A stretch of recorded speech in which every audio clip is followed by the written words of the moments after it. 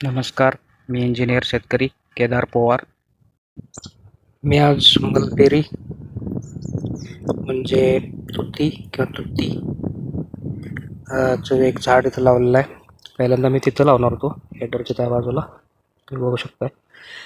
तिथे मी खड्डा पण खणला होता, पण नंतर लक्षात आलं की ज्यावेळी हेडर काढायची वेळ येते त्यावेळी ही पाईप, स्पेशली लॉंग जो हेडर आहे तो फिरवून घ्यायला प्रॉब्लेम येतो. त्यामुळे हे डिस्टन्स इतकं असणं गरजेचं आहे.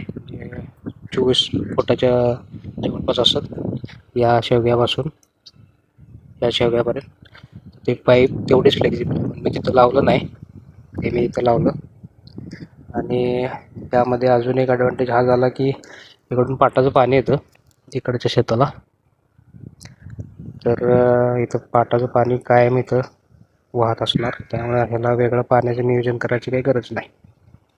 इथं वाटेकरांच्या शेतातलं थोडं तण होतं, ते मी इथं मल्च म्हणून वापरून टाकलं.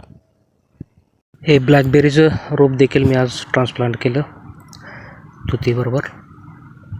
हे मी सरीवर लावले आणि इथून पाण्याचा सोर्स खूप जवळ आहे. मी तिथं पाणी स्टोअर केलं असतं तर तिथं वर 2-3 ड्रममध्ये. तर जर ट्रिपला कमी पडलं पाणी तर मी याला पाणी घालू शकतो.